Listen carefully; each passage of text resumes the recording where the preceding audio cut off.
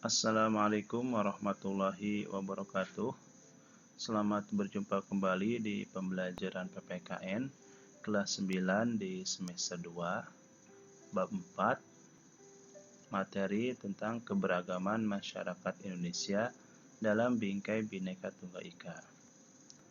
Pada pembelajaran sebelumnya kita telah membahas bab A, makna persatuan dalam kebangsaan, kemudian bab B, yaitu prinsip persatuan dalam keberagaman suku, agama, ras, dan antar golongan. Pada pembelajaran kali ini, kita akan membahas permasalahan dalam keberagaman masyarakat Indonesia. Permasalahan keberagaman dalam masyarakat Indonesia. Pertama, kita pelajari dulu bentuk keberagaman dalam masyarakat Indonesia. Bentuk keberagaman masyarakat Indonesia meliputi suku bangsa, agama, budaya, adat istiadat, bahasa daerah, pandangan politik, dan golongan. Itu diantaranya bentuk keberagaman ya. Namun pada kesempatan kali ini kita akan membahas 3 keberagaman masyarakat Indonesia. Yang pertama yaitu mengenai suku bangsa. Suku-suku bangsa yang tersebar di Indonesia merupakan warisan sejarah bangsa. Persebaran suku bangsa dipengaruhi oleh faktor geografis, perdagangan laut, dan kedatangan para penjajah di Indonesia. Persebaran suku yang luas menjadikan suku bangsa Indonesia memiliki ciri dan karakter tersendiri yang berbeda antara satu suku bangsa yang satu dengan yang lainnya. Yang kedua, adat istiadat. Adat merupakan peraturan tentang perbuatan manusia yang lazim dilakukan sejak zaman nenek moyang dan diikuti oleh keturunannya. Adat yang telah melembaga disebut adat istiadat. Adat istiadat berupa tata kelakuan yang relatif turun-temurun dari generasi ke generasi sebagai warisan nenek moyang sehingga kuat integrasinya dengan pola-pola perilaku dalam masyarakat. Sedangkan adat yang memiliki sanksi hukum disebut dengan hukum adat. Yang ketiga, keberagaman agama. Agama merupakan suatu hal yang tidak terpisahkan dari kehidupan masyarakat Indonesia. Keanekaragaman suku bangsa, letak geografis, dan latar belakang sejarah merupakan faktor penyebab terjadinya keragaman tersebut. Pemerintah menetapkan agama Islam, Kristen, Katolik, Hindu, Buddha, dan Konghucu merupakan agama resmi penduduk di Indonesia. Kesalahan keberagaman dalam masyarakat Indonesia mengenai pengaruh keberagaman masyarakat Indonesia.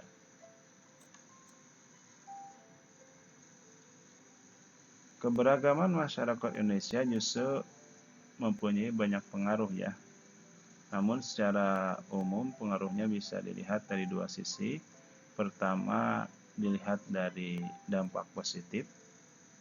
Yang kedua dari dampak negatif. Dari dampak positif diantaranya terciptanya integritas nasional. Dengan banyaknya keberagaman maka terciptalah suatu ikatan ya, persatuan dan kesatuan nasional. Dan menjadi sarana untuk memajukan pergaulan antar suku, agama, budaya, dan golongan. Memperkaya khazanah budaya bangsa. Dampak negatifnya terjadinya konflik dalam masyarakat ya. Rentan sekali dengan banyaknya perbedaan, kalaupun kita tidak bisa menyikapinya dengan secara dewasa, maka perbedaan tersebut bisa menjadi konflik. Munculnya sikap primordialisme, yaitu sikap paham atau kesukuan yang berlebihan ya. Jadi pandangan yang berpegang teguh pada hal yang dibawa sejak kecil baik mengenai tradisi, adat istiadat, kepercayaan, maupun segala sesuatu yang ada di lingkungan pertamanya. Namun, ini lebih cenderungnya pada berlebihan ya. Munculnya sikap etnosentrisme, yaitu suatu paham yang berpandangan bahwa suku bangsanya sendiri lebih unggul dibandingkan dengan suku yang lainnya. Bisa juga munculnya fanatisme yang berlebihan. Itu suatu paham yang berpegang teguh terhadap keyakinannya sendiri atau pahamnya sendiri juga dan mengalah terhadap keyakinan yang lainnya. Itu diantaranya dampak positif dan dampak negatif terhadap adanya keberagaman masyarakat di Indonesia. Yang ketiga yaitu permasalahan yang mungkin muncul dalam keberagaman masyarakat Indonesia. Nah, itu bisa dilihat dari 3 sisi ya. Pertama, bentuk konflik pada masyarakat. Ya, bentuk konfliknya diantaranya bisa konflik antar suku, konflik antar agama, konflik antar ras, konflik antar golongan. Namun apabila kita melihat lebih jauh bahwa konflik-konflik tersebut biasanya tadinya diawali dengan konflik yang sifatnya personal atau pribadi. Tetapi itu dibawa-bawa ke komunitas tertentu atau kelompok tertentu sehingga konfliknya makin meluas dan menjadi konflik baik itu antar suku, agama, ras maupun antar golongan.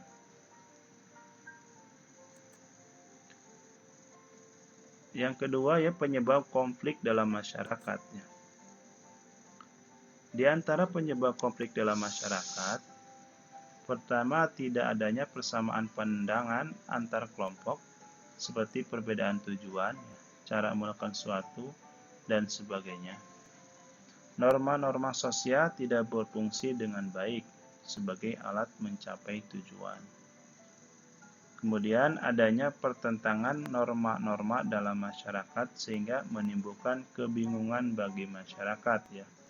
Banyaknya norma tertentu atau aturan tertentu yang ada di masyarakat sehingga masyarakat kesulitan norma mana ini yang harus diikuti atau dijalankan. Kemudian sanksi terhadap pelanggar atas norma tidak tegas atau lemah ya. Tindakan anggota masyarakat sudah tidak lagi sesuai dengan norma yang berlaku. Ini tidak mengindahkan norma-norma yang berlaku di masyarakat. Ini bisa menyebabkan terjadinya konflik ya. Terjadi proses disosiatif, yaitu proses yang mengarah pada persaingan tidak sehat, tindakan kontroversial, dan pertentangan atau konflik ya. Yang terakhir yaitu akibat ditimbulkan oleh terjadinya konflik ya. Pertama, perpecahan dalam masyarakat. Jelas ya, dengan adanya konflik maka masyarakat bisa terpecah belah, bahkan nilai-nilai yang sudah hidup yang baik di masyarakat seperti gotong royong, kerjasama, saling menghormati itu bisa hilang ya dengan adanya konflik. Yang kedua, kerugian harta benda dan korban manusia. Jelas dengan adanya konflik tidak hanya kerugian dari segi harta, tapi jiwa pun bisa melayang. Yang ketiga, kehancuran nilai-nilai dan norma sosial yang ada. Yang keempat, perubahan kepribadian ya.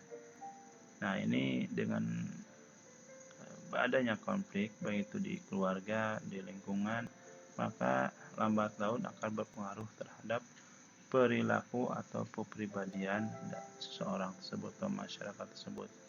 Itulah yang bisa disampaikan pada pembelajaran kali ini. Bapak harapkan kalian bisa mempelajarinya dari berbagai sumber supaya pemahaman kita terhadap tema materi kali ini semakin mendalam. Sekian, terima kasih. Sampai jumpa di pembelajaran berikutnya. Assalamualaikum warahmatullahi wabarakatuh.